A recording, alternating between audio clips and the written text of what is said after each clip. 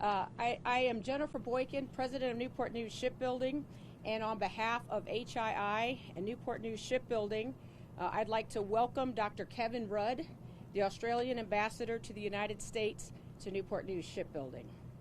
I'd also love to welcome back Senator Tim Kaine, Undersecretary of the Navy Eric Raven, and Admiral Darrell Caudle, Commander of U.S. Fleet Forces Command, all of whom have been here and all of whom understand a lot about the tremendous work we do here. Today, the visit is going to focus on the complexity of nuclear-powered submarine construction processes, on our long history of growing, training, and developing a world-class workforce, and on sharing lessons we've learned relative to tooling, equipment, and facilities. I want to thank our guests for their time. These are very busy people, and we really appreciate them coming because we love to show off the great work that our shipbuilders do. And we are looking forward to providing, through this partnership, the best support we possibly can to help ensure peace and prosperity across the globe. At this time, I'd like to invite to the podium Senator Tim Kaine. As chairman of the Armed Services Subcommittee on Sea Power, he continues to be a powerful voice for our shipbuilding team and has been for many years. We hope he will be for many years to come. Please join me in welcoming Senator Tim Kaine. Thank you, Jennifer. Thank you. Well, to Jennifer and all my friends here at the Newport News Shipyard, it's great to be together with you on a very important day. To be here with Ambassador Rudd, to be here with Secretary Raven, Admiral Caudle. I love being the chair of the Sea Power Subcommittee, and what I've noticed during my time in the Senate is when we talk about U.S. military capacity, we often talk about facilities. We were at the Norfolk Shipyard earlier this morning and had a fantastic tour there, here at the shipyard in Newport News today. We talk about platforms. There is no platform that gives the United States greater defensive capacity than Virginia-class submarines that are built right here. We talk about people, our active duty, our DoD civilian, our Guard Reserve, our military family, our military contractors, and they every day make us proud. But one thing I've noticed over the time that I've been on the Armed Services Committee is more and more what we talk about is not just facilities and platforms and people. We talk about allies.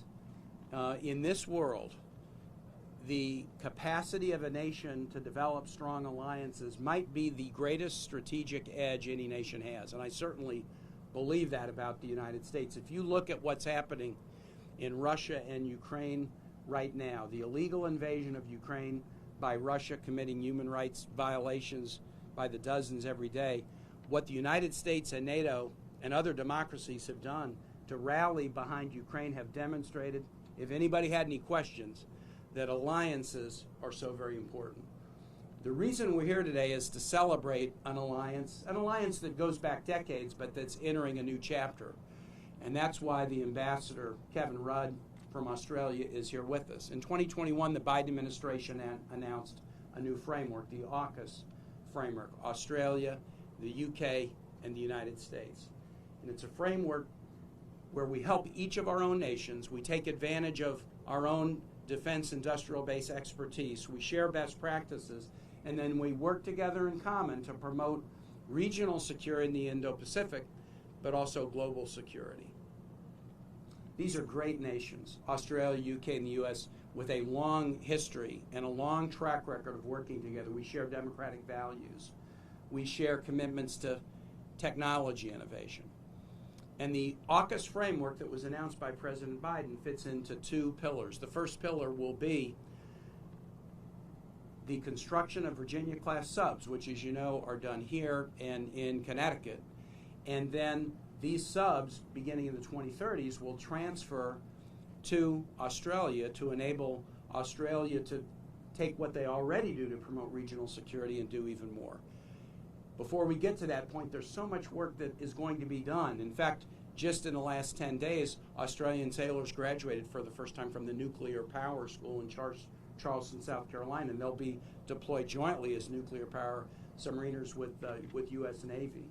And so we'll work on training, we'll work on supply chain, we'll work on technology standards. And over time, not only will Australia utilize Virginia-class subs, and there will be a great amount of that work will be done right here in Newport News, but Australia will also develop its own capacity to construct for the first time in Australia nuclear-capable subs. What an exciting time. As important as this is in terms of the technology, the Virginia-class subs, I would argue that the new chapter in the relationship between the U.S., UK, and Australia is every bit as exciting because it demonstrates, again, the capacity of the United States and other like-minded democracies to form alliances. AUKUS will have a second pillar past the submarine pillar, and that's Pillar 2, where over time we will work together in research to do cutting-edge work on whether it's hypersonic, artificial intelligence, cybersecurity, the necessary defense technologies of the future. But I'm very excited to be here today and to have the chance to introduce Ambassador Rudd to you, because this truly is a day where we, yes, see great facilities, the oldest public shipyard in the United States and the greatest shipbuilders in the world, where we celebrate a platform, the Virginia-class subs, that are second to none, where we honor people, our workforce, and our troops. But today is really about celebrating this great alliance. Ambassador Kevin Rudd has done everything. He's twice been Prime Minister of Australia. He started his public service career in the Foreign Service of Australia with many postings abroad. He's been the Foreign Minister of Australia. He's currently the Australian Ambassador to the United States, and I'm leaving out everything else he's done philanthropically in the private sector and academic institutions and think tanks. But I will say, as I bring him to the mic, that in Washington, when we think about Dr. Kevin Rudd, what we think about is one of the premier experts on China in the world, who often really helps us understand and advances our thinking about what's going on in the Indo-Pacific with China. So let me bring to the microphone a very, very talented and admired public servant, Ambassador Kevin Rudd. Thank you very much, Senator. And Admiral, Under Secretary, Jenny, it's so good to be here in this part of America. When I was listening just now to what Senator Kaine said, I was reminded of the fact that he is chair of the Sea Power Subcommittee of the Senate Armed Services Committee. And when I look around your native state of Virginia, Senator, there's a truckload of sea power here. So you're doing pretty well by your own state. Look to the right of me, look to the left of me, I see sea power everywhere. But Senator Kaine brings to this task an enormous body of experience and a deep attachment to what is needed by the United States Navy faced by the strategic challenges that the US and its allies faces in the 21st century. I agree with Senator Kaine. We're looking now at the transformation of the Australia-US relationship, the Australia-US alliance. For our American allies, I should remind you all that we're coming up to our 75th birthday, since our forebears back in 1951 formalised the arrangements that we found out in the field of practice during the Second World War, in particular in the Pacific Campaign. And this is a transformational moment when our heads of government, the Prime Ministers of the United Kingdom and Australia and the President of the United States, came together to form this new agreement, AUKUS. They were looking out to the future and seeing new challenges and new opportunities in order to sustain a peaceful, stable, sustainable Indo-Pacific region. What I've learned in my period in public life is that peace and stability do not come easily. They come through hard work. They also come through the courage of our men and women in uniform who dedicate every day, every hour and every day, keeping us safe. That's the price of peace. That's the price of strategic stability. That's the price of our common freedom. And that's what has brought our three heads of government together to put their names to this agreement. I'd also thank Senator Kaine for his extraordinary work in the US Senate in providing, putting his shoulder to the wheel in support of the AUKUS enabling legislation, both what is called Pillar 1, submarines, and and Pillar 2 about the transfer and international cooperation between us all in advanced technologies. What's our mission statement? What's our mission objective? It's that we three great democracies develop a seamless defence, science and technology sector between us all. The challenges we face today can't allow us to just continue to do business as usual. Those challenges are now vastly different. And therefore, our heads of government have decided to do it differently as well. And that's why we put our names to this agreement. So to all of our friends in the United States Congress and the Senate and the House and across the various committees who are considering this legislation, I would simply say as Australia's ambassador, thank you for your support. Thank you for working with us in this enabling legislation. If I know anything about the production of legislation through a parliament or a Congress, I have been in that business in the past. I know the business of making sausages can sometimes be untidy, messy, prolonged, but ultimately there's a sausage at the end. And so it is with the passage of legislation through any democratic parliament, any democratic Congress, and so too here with the Congress of the United States. But I'm so grateful for the support of Senator Kaine and his colleagues and where we've advanced this legislative process so far. So with those remarks, I turn the microphone back to Senator Kaine. Well, I would like to now bring up the Undersecretary of the Navy, Eric Raven, who's a longtime friend. He brought a team to Capitol Hill about 6 weeks ago and said to make AUKUS work and make it more than just a framework, but a reality, we need legislation. The Pentagon presented us with their proposal, and over the course of the last 6 weeks, which is light speed in Senate time, we have worked very hard with the Armed Services Committee, the Foreign Relations Committee, on both sides of Congress, and we were able to pass a very powerful AUKUS framework bill in the Senate Foreign Relations Committee yesterday as part of the state reauthorization bill, and we think it'll be on the floor of the Senate next week as we consider the National Defense Authorizing Act. But that started with this man, Undersecretary Raven, coming to Capitol Hill and saying we've got a great executive initiative, but we've got to have bipartisan, bicameral legislative backing.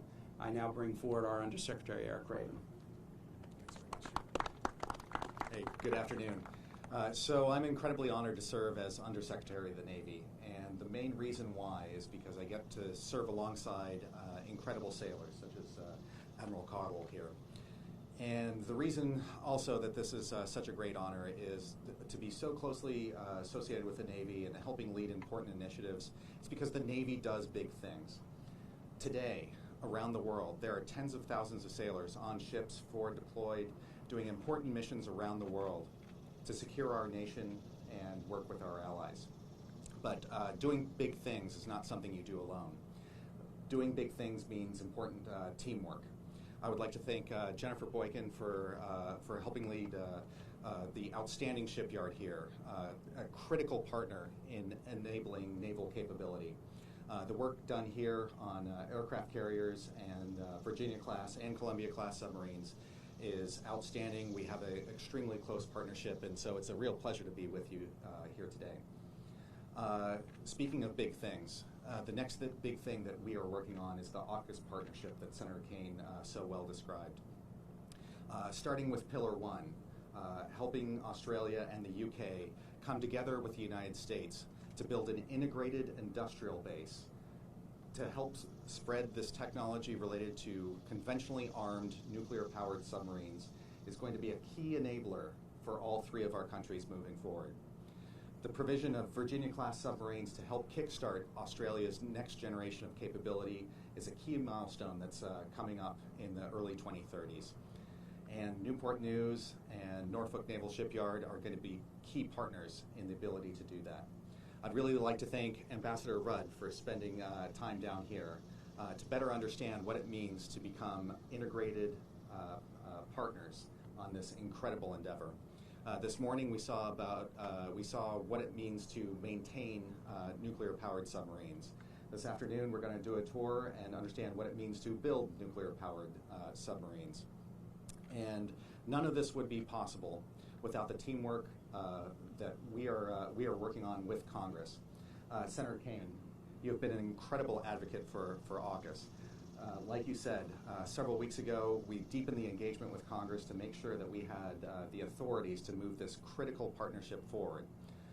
This partnership is a top administration priority. It is at the top of the list of the U.S. Navy to be able to execute. And the work that Senator Kaine and many of his colleagues are doing is absolutely essential for moving this key partnership forward in an accelerated time frame. We have to keep our shoulder to the grindstone on this. This is big work, but with outstanding partners like Australia, like the United Kingdom, and with our industrial partners, I know we can make a huge difference in just a short period of time. So thank you very much. Senator Kaine. Great. Well, let me open it up now and see if there are questions for any of those who've spoken. And I do want to acknowledge, although he didn't speak, Admiral Caudle has been an absolutely fantastic partner, not only on AUKUS, but on so many issues. We've been together a lot in the last few months, and I so value his leadership of the Atlantic Fleet. But with that, let me open it up and see if there are questions. Please. Yeah, Michael. Ask the ambassador to speak to how big of a game changer these Virginia-class subs are going to be for the Australian Navy. It's big, but we are a country with big ambitions for the future. We're also a country which is mindful of what it takes to preserve strategic stability in the Indo-Pacific region, which we call home. You look at the map, we're in the middle of the Indo-Pacific region. The Indo bit is over there and the Pacific bit's there, and we're that kind of islandy thing in the middle, Indo-Pacific. So therefore, for us, this is a very large transformation. These are enormously capable vessels. The decision hasn't been taken lightly by our democratically elected governments. But what is good, what is so good, is working here with our American partners to turn the vision into reality. And that reality requires legislation through the Congress. It also requires active collaboration with the United States submarine industrial base. And these are large undertakings. But our cause is large as well, to sustain the peace and stability of our wider region. We, as Australians, having fought with you in untold conflicts in the last 100 years, understand the price of freedom. Ambassador, sorry, just before you go, through this legislation going through the Senate, has Australia been able to obtain ITAR exemption? The draft, which is currently being approved by the Senate Foreign Relations Committee, provides Australia with a national exemption under the existing arms export control regime and the ITAR regulations which sit within it. That's the necessary precondition for our country's defence science and technology base to form a seamless partnership with our American and then in addition to that, British friends. As I said before in my remarks, none of us can afford to do business as usual anymore. The changes are too vast and too rapid. And so therefore, the governments have agreed that this is the best way forward. I'm pleased to say that the US administration under President Biden reached the same conclusion in their resolution of an administration position a couple of weeks ago. And what for us is pleasing is to see the legislation, which is slowly moving its way through the United States Congress, already adopted by the Senate Foreign Relations Committee as having embraced the same position, an Australian national exemption. I just conclude by saying this. Some may have said, well, why do you share all this stuff with those crazy Australians? And the bottom line is we've been sharing each other's national secrets for 3/4 of a century. If you know anything about what the Five Eyes arrangement is we share a lot of stuff with each other. So the time has come to take that and then translate it into how we share our defence science, industry and technology with each other as well. That's the challenge, that's the opportunity, and I'm pleased that the legislation, which has been endorsed on a bipartisan basis by the very powerful Senate Foreign Relations Committee, supported by Chairman Bob Menendez and by Ranking Member Ranking Senator Risch, has reached this stage in the passage of the legislation through the Congress. Ambassador, is there a sunset clause on that exemption? Sorry, just to round that out. Is there a sunset clause on that exemption? And if so, when? Congress in the United States will always insist upon a level of overriding congressional oversight. This is not unique to this legislation. It's characteristic of most things the United States Congress does. In this country and under the United States Constitution, there's the executive branch, there's the legislative branch, and then there's the judiciary. And so the Congress will always say we have a right to continued review. So what the legislation at this stage of its progress through the House says, through the Congress says, is that there will be a review and renewal opportunity after 20 years. So if we cast forward to the year 2044, I think we should have made some progress by then. If not, you're welcome to have me recalled as Australia's ambassador to the United States. Ambassador, is there anything missing from that legislation that Australia would like? Is anything being lost in the sausage-making process? No, we've been careful observers of the sausage-making process from the beginning. We've worked very carefully and respectfully with the Senate and House committees and their staffs, as well as with the administration and with our friends, the United States military. We believe that the essential elements of what we are looking for from the AUKUS agreement in terms of our future, our national security future and our shared interest with the United States are addressed properly in the draft. There'll be some nips and tucks on the way through. We'll deal with a few details. But our friends in the Senate and the House, in my experience, are pretty experienced also in the nipping and tucking business. We have time for two more. Yeah, hey, Admiral Secretary Cottle, Raven. can you Hey, talk Sam about- McGrone with USA News. How about Admiral Cottle Yeah, first, and sorry. then Secretary Raven? Admiral Admiral Cottle. Cottle, can you talk about the Virginia-class submarine and why it is the latest and greatest in our nuclear attack submarines and how it compares with those of our adversaries? Sure. Well, first, let me just say that this is the 75th anniversary of naval nuclear power. So that vision that Admiral Rickover put into place to recognize that the ultimate submersible is nuclear powered has been built on across the last 75 years to high standards that we enjoy today. The Australians already filled a world-class group of submariners. They have been serving on U.S. submarines for many, many, many years, many decades, at the highest levels of classification and highest levels of mission. We are now going to be able to give them the true submersible and actually work with them to build their own, which will allow them to have this world-class overmatch that we enjoy today in the U.S., along with the United Kingdom. So I wanted to get that out because I think it's important. The Virginia-class submarine is like no other.